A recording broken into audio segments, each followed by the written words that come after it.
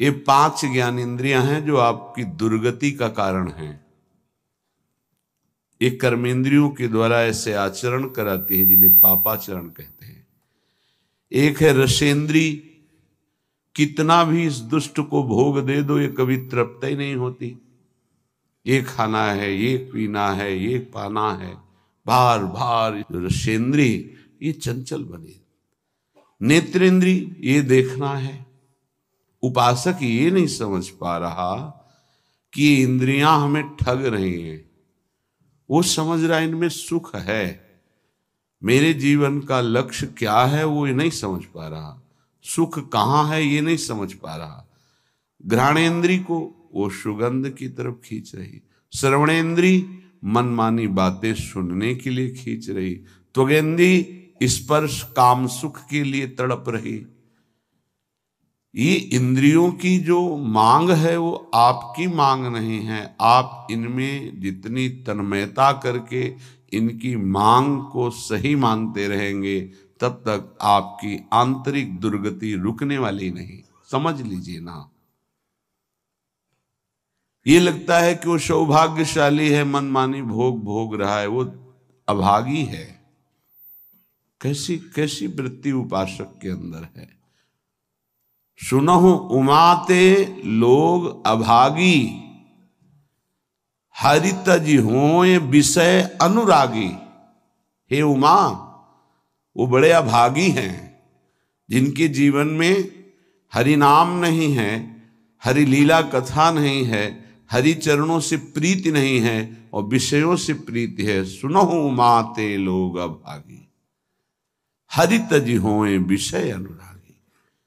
हरितज होए विषय अनुरागी, वो अभागी है, आप अभागी नहीं हैं। भगवत मार्ग के पथिक इस बात को समझें कि हमारी इंद्रियां जो भोगों की मांग कर रहे हैं उनका मांग पूरी हो जाना बड़े भाग्य की बात है। नहीं, ये अभागी का लक्षण है। हम मांगे और ना मिले और प्रभु के मार्ग में हमारी उन्नति हो, ये भाग्यशाली का लक्षण है। ये इंद्रियों की विलासता मन के साथ कितना भी आप कर लो कभी पूरी होने वाली नहीं। जब तक आप अपने देह को स्त्री या पुरुष मानते हैं, इंद्रियों को मन को अपना मानते हैं, भोगों को सुख मानते हैं, तो आप कुछ नहीं हैं। विश्वास कीजिए, कब तक हरि गुरु तुम्हारी इन इंद्रियों को तृप्त करने के लिए मनमानी खिलौने देते रहेंगे। हर तुम्हारी सोच को काल नष्ट कर देगा। इस सोच को यदि अविनाशी बना लोगे तो तुम अविनाशी हो, तुम अविनाशी परम पद के अधिकारी हो जाओगे। बहुत सावधान। श्रीधाम वृंदावन का आश्रय और वास मिलने पर यदि आपको सौभाग्य नहीं लग रहा, भगवत मार्ग में चलने पर आपकी रुचि नहीं बन रही, आपको संसार प्रिय लग रहा है, तो आप सोच लीजिए कि आपकी दुर्दशा कितनी बड़ी है और आगे क्या होगी। आज समझाने के लिए हरि गुरु तुम्हें प्रयासरत है। जब बच्चा खिलौने के लिए हठ ही कर लेता है, नहीं मुझे चाहिए ही, तो वही पैसा खर्च करके पिता खिलौना दे देता है। लेकिन अगर खिलौनों का हठ न करता तो गोद में बैठा लेता। कब तक खेलते रहोगे इन खिलौनों से? ना ये खिलौने रहेंगे ना खेलने वाला तुम्हारा शरीर रहेगा। इसलिए सावधान। श्रीपाद प्रबोधानंद जी महाराज कह रहे हैं, वृंदारण्ये चर अचर दृक् पश्य श्री वृंदावनम। ये वृंदावन वासी को भजन के लिए कोई प्रयास नहीं करना पड़ता। स्वाभाविक भजन हो रहा है, पर आपकी महत्व बुद्धि नहीं है। महत्व बुद्धि भोगों में है, शरीर में है। सौभाग्य है कि तुम्हें कोई प्यार ना करे। ये बात हमारी समझ लीजिए, नहीं समझ में आएगी। सौभाग्य है कि तुम्हें कोई प्यार ना करे, दुर्भाग्य है कि भगवान से विमुख कोई हमसे प्यार करे। धिक्कार है हमारे भाग्य को यदि प्रभु के सिवा कोई हमें प्यार करे। ये बात नहीं सबकी समझ में आएगी। प्राकृतिक देह को मैं मानने वाला यही चाहता है कि मुझे कोई प्यार करे। कौन प्यार करे? हरि गुरु से बढ़कर कोई अहेतुकी प्यार करने वाला होता है, और वो प्यार कर रहे हैं, तुम्हें प्यार समझ में नहीं आ रहा।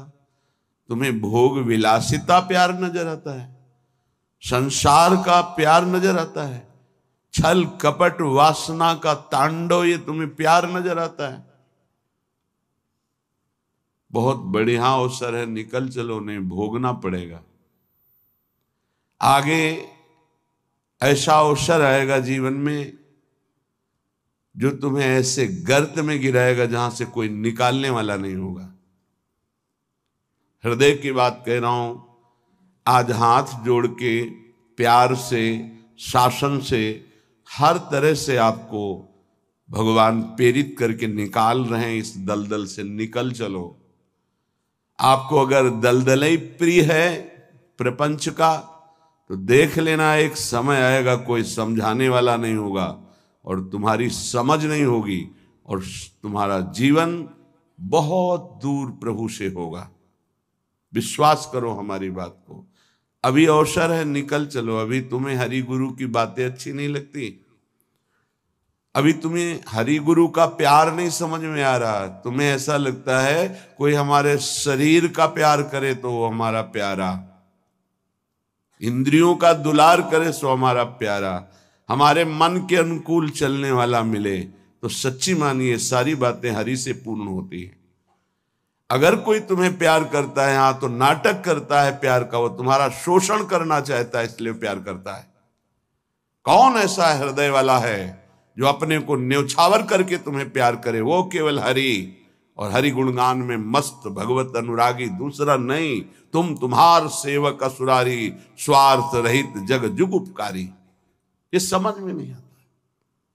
प्यार का मतलब समझा जाता है वासनाओं का खेल हो तो प्यार, मनोरंजन हो तो प्यार, हरे मन का भंजन करके, वासना का नाश करके उपासना में प्रतिष्ठित हो जाना, इसे प्यार कहते हैं। जो अविनाशी प्रकृति से भोग कर सुखी होना चाहता है, कभी नहीं हो सकता है। शब्द याद कर लो। खाते खाते दांत टूट जाएंगे, देखते देखते आंख फूट जाएगी, शरीर नष्ट हो जाएगा, पर वासनाएं ज्यों की त्यों रहेंगी और बढ़ती चली जाएंगी। ये जो जलन होती है, यही भस्म करती वासनाओं को।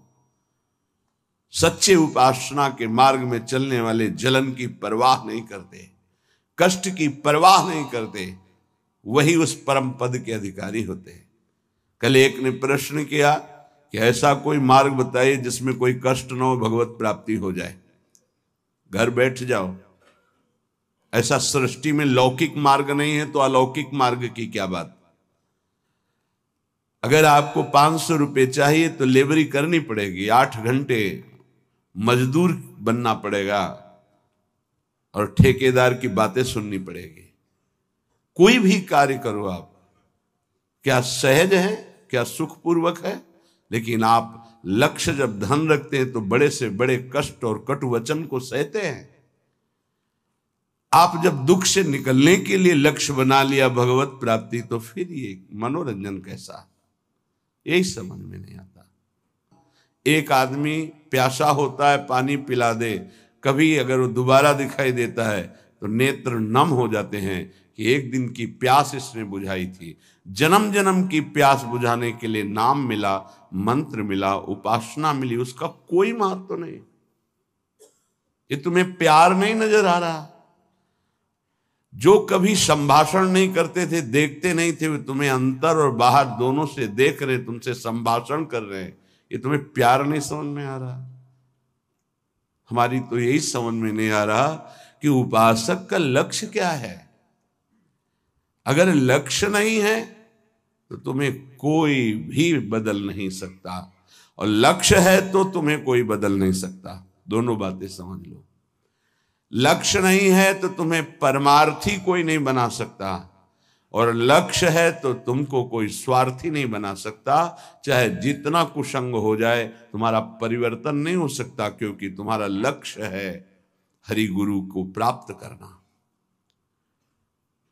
उपासक समझिए, एक एक कदम तुमको प्यार मिलता चला जा रहा है। जानते हो, केवल पेट भरने के लिए, शरीर में वस्त्र पहनने के लिए और वास के लिए पूरा जीवन मेहनत करते हैं लोग, तब वो प्राप्त होता है। तुम्हें आदर के साथ ये सब बिना किसी प्रयास के मिल रहा है। किस लिए? तुम भगवान के हो, प्रियालाल के हो। इस बात की तुम्हें इज्जत रखनी है कि तुम प्रभु के दास हो, उसी की सब सुविधा है। अगर दासत्व विषयों का रखोगे तो छल कर रहे हो हमारे प्रभु के साथ। ये छल तुम्हारे हृदय को ताप पहुंचा देगा, ऐसा ताप जो कहीं शांति नहीं मिलेगी। समझ में नहीं आता। मेरे प्रभु उतरते चले जाते हैं, झुकते चले जाते हैं आपको उठाने के लिए। आप ऐंठते चले जाते हैं कि आप कुछ हैं, भोगना पड़ेगा आपको आगे। शब्द याद कर लीजिए, आगे आपको प्रतिकूलता ऐसे घेरेगी कि फिर कोई बचाने वाला दिखाई नहीं देगा, वो आप क्लेशित होंगे। इसलिए सावधान हो जाइए, परिस्थिति को सहना सीखिए। सहत सहत बाढ़े भगति गृह तन गुरुहित गार। जो सहनशील वही महात्मा होता है, जो सहनशील है वही प्रेम रस का अधिकारी बनता है, जो सहनशील है वही प्रियाजू का कृपा पात्र बनता है। प्रियाजू कृपा पे कृपा करती चली जा रही, संसार समुद्र से निकाल करके अपने महल में रखकर अद्भुत सुख दे रही। यहां जानते हो भजन का स्वरूप क्या है? रहना ही भजन हो जाता है। पर रह कहां पा रहे हो? यहां तन यहां रह रहा है मन विषयों में, मन नाना प्रकार की कामनाओं की पूर्ति में। क्या वृंदावन वास हो रहा है? ये वनवास है।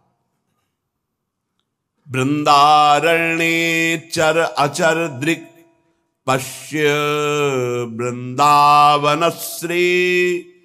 जिह्वे वृंदावन गुणगान कीर्त श्रोत्र गृह्यान। वृंदाटव्या भज परिमल घ्राण गात्र त्वमस्मिन्। वृंदारण्ये लुठत पुलकितम कृष्णो केलिस्थलीसु। यह है भजन वृंदावन का। बोले नेत्रों से तुम यहां वृंदावन वासी जो खगमृग पशु पंछी मनुष्य हैं, इनको भाव से देखो। ये सब भजनानंदी महापुरुष हैं। ये भजन के प्रताप से यहां कोई सूकर बना हुआ है, कोई कूकर बना हुआ है, कोई पशु पक्षी बना हुआ है, कोई मनुष्य बना, कोई लता, कोई वृक्ष। ये जहां जो कुछ दिखाई दे रहा है, चर अचर दृक् पश्य वृंदावन श्री। ये वृंदावन की अद्भुत श्री वैभव शोभा भगवत स्वरूप है। यहाँ के कुत्ते का भी दर्शन कर रहे हो तो एक बहुत बड़े महात्मा का दर्शन करने से जो फल मिलता है वो मिलेगा, ध्यान रखना। हरिराम व्यास जी आचार्य हैं रस के, वो कह रहे हैं हो मन वृंदावन को श्वान। श्वान माने कुत्ता। यहाँ का कुत्ता कोई साधारण श्वान नहीं है, वो कोई परमहंस महापुरुष है जो प्रियाजू की स्केली कुंज में श्वान रूप धारण किए हुए रज का सेवन कर रहा है। आप क्या समझते हैं? मनुष्य शरीर से भी महान सौभाग्यशाली वो है। क्यों? तुम तो गद्दे पे सोते होगे, वो रज पे सोता है। तुम रज के बने हुए पात्र में विरक्त होकर पाते हो कि नहीं, श्री भगवान जाने। लेकिन उसको भोजन ही रज में मिलता है और रजयुक्त भोजन पाता है। उच्छिष्ट संतों का मिलता है तुम्हें कि नहीं, लेकिन उसको जरूर मिलता है, क्योंकि प्राय उच्छिष्ट ही डालते हैं।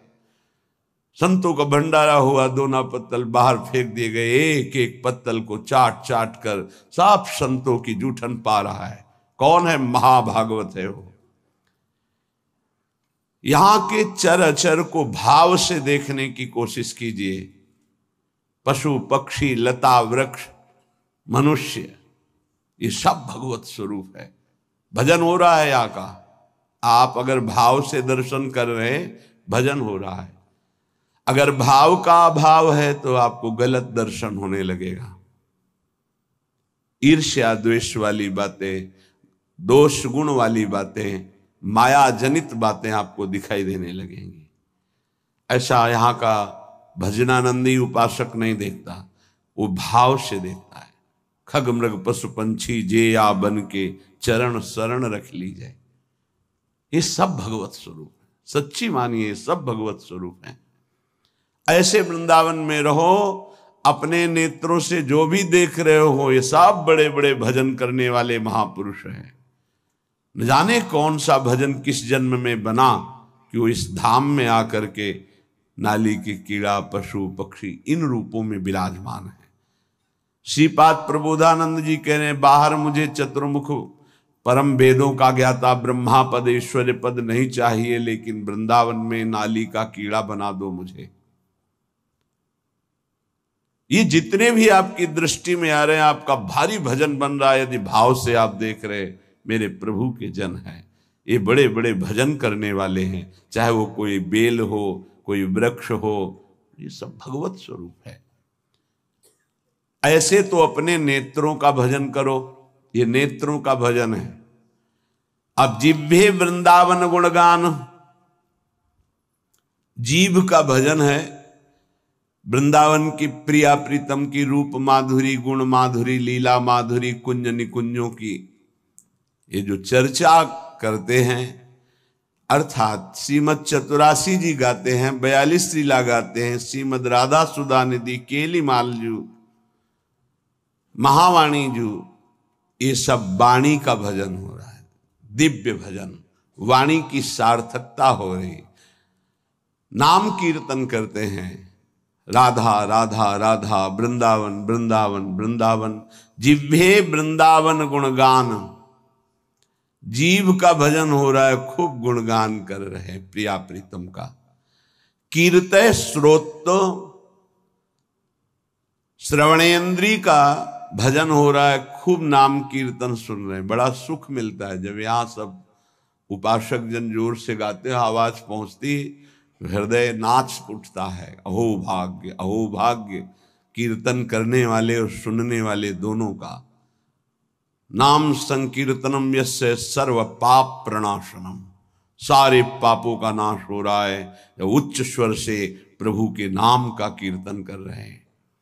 कीर्तन श्रोत्र, श्रवणेन्द्री से सुनने मात्र से प्रिया प्रीतम का प्रेम प्राप्त, ये बड़ी सामर्थ्य है कीर्तन में। गुण कीर्तन में जो पद गायन होता है, श्रवण सुनत प्रापक रति राधा पद अम्बुज सुकुमार। आप बैठे हैं यहाँ सभा में और गुण कीर्तन हो रहा, तो कृपा की वर्षा हो रही, आप भींज जाओगे। रासमंडल में महाप्रभु हरिवंश चंद्रजू के प्राकट्य उत्सव का 1 महीने पद गायन होता है। हमारी एकांतिक रुचि संन्यास वृत्ति के कारण प्रारंभ में सदगुरुदेव भगवान ने कहा कि आप सभा में क्यों नहीं जाते, तो उनका रुचि नहीं, एकांतिक रुचि रही, अकेला रहना शांत ऐसे। वह नहीं, वो सब उसका फल मिल गया है, प्रियाजू के चरणों की शरणागति। तो जाकर के विराजमान होकर के वहां वाणी सुनो ना, वाणी सुनने मात्र से सभा में प्रियाजू की कृपा प्राप्त होती है। बस फिर आगे प्रश्न नहीं हुआ, गुरुदेव के वचन है। अगर सभा है, ऐसे वाणी गायन हो रहा है, आप बैठे हैं, कुछ समझ में नहीं आ रहा, फिर भी आप निष्पाप हो रहे हैं, प्रियालाल की कृपा पात्र बन रहे हैं, ये बात समझनी चाहिए। कीर्तय श्रोत्र, गृह्यान वृंदाटव्या, भज परिमल घ्राण गात्र, त्वमस्मिन् वृंदारण्ये लुट पुलकितम कृष्ण केल स्थलीषु। तुम श्री वृंदावन के पुष्पों की सुगंध जो प्रियालाल के चरणों में समर्पित है, वृंदावन के पुष्प, ये खास बात है। जो हमारी ब्रजभूमि में प्रकट हुए पुष्प हैं, इनकी समानता करोड़ों रुपए का बाहर से पुष्प लाकर अर्पित करो तो मेरे प्रियालाल को उतना सुख नहीं होगा। यहां के हर श्रृंगार का, मोगरा का, गुलाब का, कनेर का या किसी भी का पुष्प, ऐसे मौलश्री का बहुत छोटा पुष्प, बड़ा सुगंधित पुष्प 3 दिन तक वो प्रियालाल की सेवा में अर्पित किया जा सकता है। उसकी ऐसी महिमा है। उसकी माला बना के या 4 पुष्प रख दिए, फिर वो जो घ्राणेन्द्रिय में प्रसादी सूंघा जाता है, जो प्रियालाल के श्रीअंग में इत्र अर्पित किया, वो प्रसादी जो घ्राणेन्द्रिय में, श्री तुलसी जो चरणों में अर्पित की गई, वो घ्राणेन्द्रिय में, हृदय में जाके प्रेम लक्षणा भक्ति प्रकट करती है। गृहियान वृंदावन भज परिमल घ्राण। वृंदावन, वृंदावन की सुगंधित वस्तुएं बड़ी अनन्यता प्रिया प्रीतम के प्रेम में होती है। पूज्य श्री पंडित रामकृष्ण बाबा जी महाराज बड़े सिद्ध महापुरुष हुए। जैसे आप बाहर से आए हैं और फल अर्पित करें, बाबा स्वीकार नहीं करेंगे। तो उनके पास कोई भी वस्तु लाने के लिए ब्रजवासी का सहयोग होता था। किसी ब्रजवासी को दिया, वो ब्रजवासी जब जाके देगा बाबा स्वीकार कर लेंगे। कोई भी वस्तु है ब्रजवासी के हाथ से, दंडोत बाबा ये रख दो, हम अमुक जगह से आए बाबा ये भेंट नहीं, हटाइए। ब्रजवासी अगर प्रेम से कुछ भी तो वो स्वीकार करते। एक बहुत धनी मानी आए बाबा की सेवा करनी, बोले बात भी नहीं करना जाके। बहुत वो दैन्य हुए तो बोले अगर सेवा करनी है तो जो अनुगामी शिष्य जन थे उन्होंने कहा कि इन घरों में ब्रजवासियों के बाबा माधुकरी लेने आते हैं, इन घरों में सेवा कर दो, वो बाबा को जब देंगे तो वो स्वीकार कर लेंगे। ये थोड़ी सी वृंदावन की निष्ठा रहनी जिससे हम उस रस को प्राप्त होते हैं। गात्र तमस्मिन वृंदारण्य लुंठ। शरीर का यहां पावन होना कैसे होता है? बोले वृंदावन की रज में लोट गया ये लुंठ। तो पुलकितम कृष्ण केलिस्थलेषु, श्रृंगार रस श्री श्यामा श्याम की इस केली भूमि में जो लोट गया, 84 के चक्र से मुक्त हो गया। पहले बहुत ऐसा दर्शन होता था परिक्रमा मार्ग में, रज में, कि ऊपर के वस्त्र बाहरी जन भी आकर उतार कर लौटते थे, दंडवती करते थे। ये दुर्भाग्य है कि सुविधा हो गई इस रोड की, दुर्भाग्य है। नहीं, जो रज में परिक्रमा करने में, दर्शन में, लौटने में सुख था वो इस रोड से थोड़ी है। पर कलयुग भगवान की लीला ऐसी है कि इतना आधुनिकता बढ़ती जा रही है कि रज रानी को प्राप्त करना दुर्लभ हो गया। अगर रज रानी ले तो वृंदावन की परिक्रमा में कहां से ले? परिक्रमा तो रोड में अब हो रही है, और रोड में रज रानी कहां मिलेंगे? वृंदावन का जो शुद्ध भजन है वो इस रज की अनन्यता से जागृत होता है, वो बुद्धि से नहीं जागृत होता। जो रजोपसेवी जन है उनके हृदय में जुगल जोरी का भाव जागृत होता है। महोज्वल रसोन्मद प्रणय सिंधु निस्यंदनी, महामधुर राधिका रमण खेलना नंदिनी, रसेन समधिष्ठिता भुवन वंद्य वृंदया, चकास्तु हृदय में हरे परम धाम वृंदाटवी। उन्माद रस प्रकट करने वाली ये भूमि वृंदावन है, जो ऐसे यहां रहता है एक एक इंद्री को प्रियालाल में लगा के। महोज्वल रसोन्मद प्रणय सिंधु निस्यंदिनी, महाउज्ज्वल परम निष्काम प्रेम रस का प्रादुर्भाव होता है जो उन्माद प्रकट कर देता है। श्री किशोरी जू के सहित रमण जू महाराज अर्थात राधा रमण जू महाराज अपनी विविध प्रेममयी क्रीड़ाओं के द्वारा उसके हृदय को अद्भुत आनंद प्रदान करते हैं, जो ऐसी रहनी से रहता है त्रिभुवन वंदनीय हो जाता है। जो वृंदावन वासी है, ध्यान दीजिए, त्रिभुवन वंदनीय हो जाता है। कहते हैं कि आप नाम जप करो तो आपकी जिह्वा का रोग ठीक हो जाएगा। हर इंद्री समय बीमार है हमारी। नेत्र इंद्री गलत देखना चाहती, श्रवण इंद्री प्रपंच सुनना चाहती, वाक इंद्री प्रपंच की बातें करना चाहती, रसेंद्री सांसारिक भोग भोगना चाहती, जनेन्द्री, हर इंद्री अपवित्र हो गई है। इसको इस रहनी से पावन करो। प्रियालाल को अर्पित किए हुए उच्छिष्ट का सेवन करो, प्रसाद का। नाम वाणी का गुणगान करो, नाम वाणी को सुनो, वृंदावन की रज शरीर में लगी रहे तो महाउज्ज्वल प्रेम रस इसी से प्रकट होता है। वो त्रिभुवन वंदनीय हो जाता है। वो राधा रमण जी की महामधुर लीलाओं का रसास्वादन करता है। ऐसे परमानंद में समधिष्ठित परम धाम श्री वृंदावन हमें स्वीकार करे, अर्थात हमें आश्रय और वास देकर रहनी प्रदान करे। ऐसी रहनी से हम रहें। जन्मनि जन्मनि वृंदावन भुवि वृंदार केंद्र वंद्यायाम अपितृण गुल्मक भावे भवतु ममासा समुल्लसाम। अब तो मेरी एक ही आकांक्षा है। श्रीपाद प्रबोधानंद जी महाराज कहते हैं, जन्मनि जन्मनि वृंदावन भुवि वृंदार केंद्र वंद्यायाम। मैं इस वृंदावन भूमि को प्रणाम करके एक वरदान मांगता हूं कि मैं कभी मुक्त ना हो, बार बार मेरा जन्म हो इसी श्रीधाम वृंदावन में। मनुष्य शरीर के लिए नहीं कहते। अपितृण गुल्मक भावे भवतु ममाशा समुल्लासम। मुझे यहां का तृण बना दिया जाए, गुल्म बना दिया जाए, वृक्ष बना दिया जाए, क्योंकि मनुष्य बनना तो बड़ी दुर्लभ बात है। मुझे बार बार वृंदावन में जन्म मिले, चाहे घास बना दिया जाए, चाहे जो भी, पर मिले वृंदावन में।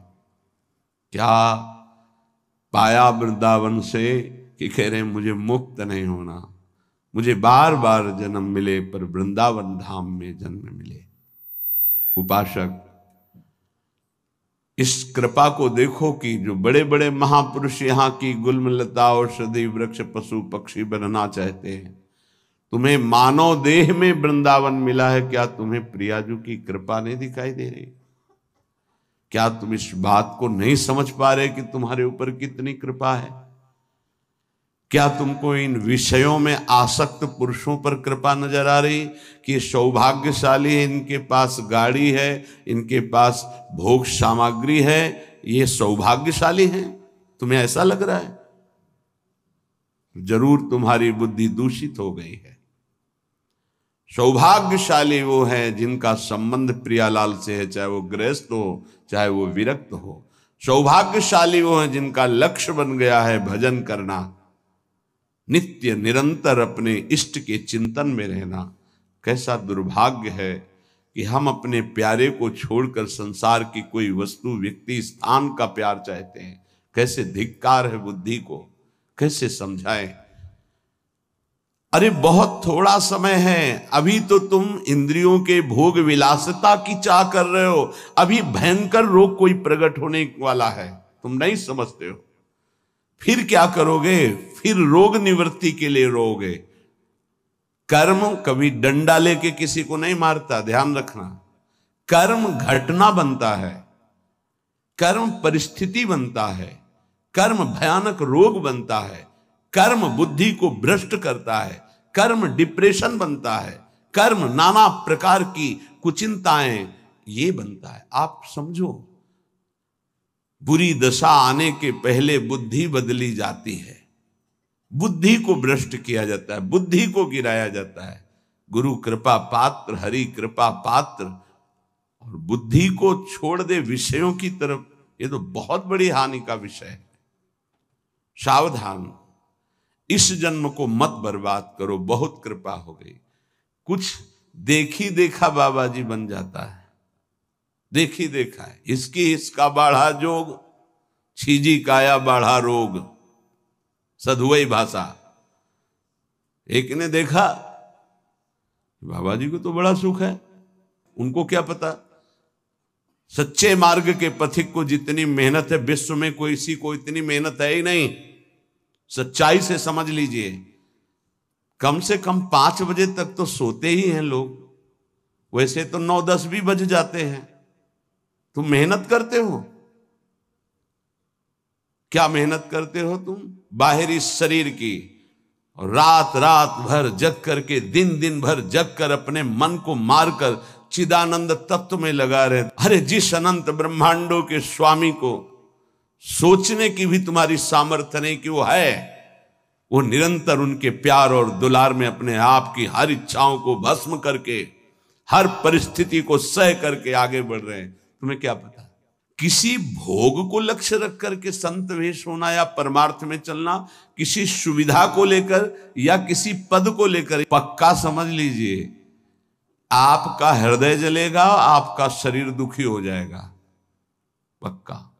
यदि लक्ष्य है कि हर कष्ट सहकर श्यामा श्याम की प्राप्ति करेंगे, तो पक्का समझ लीजिए आपका हृदय शीतल हो जाएगा और आपको कोई भी विपत्ति, कष्ट, रोग स्पर्श नहीं कर पाएगा। आएगा, स्पर्श नहीं कर पाएगा। दुख देना तो अलग की बात रही। तो समझो, ये हिसकी हिसका वाला बाबा जी का भाव नहीं होता कि सामने बगल वाला बाबा जी बन गया तो अब हम भी संत वेश पहनेंगे। जैसे नहीं बच्चे में होता कि वो पैंट शर्ट बनवाया, हमको ऐसी ही चाहिए, ऐसे मत बनो। ये मार्ग ऐसा नहीं है। पूरे जीवन जला जाता है, जला जाता है, केवल कष्ट सहा जाता है। ये तो बाद का परिणाम आप देख रहे हो।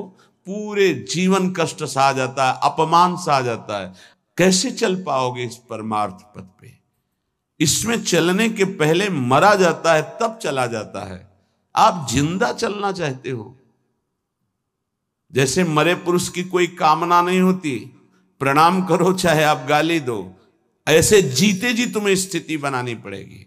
जैसे मरे पुरुष की कोई स्वाद की इच्छा नहीं होती, चाहे आप जैसा स्वादिष्ट पिंडदान करो या चाहे जैसे आप, कुछ उसकी इच्छा नहीं होती। ऐसे ही मन को मरा हुआ होना चाहिए। स्वाद अन्न की, स्वाद रस की, स्वाद इंद्रियों के भोगों की। तो ये आप जहर पा रहे हैं, ना कि भोजन। विश्वास कीजिए, ये जहर आपके अंदर जाकर इंद्रियों को और प्रबल करेगा और प्रबल करके आपको भ्रष्ट कर देगा।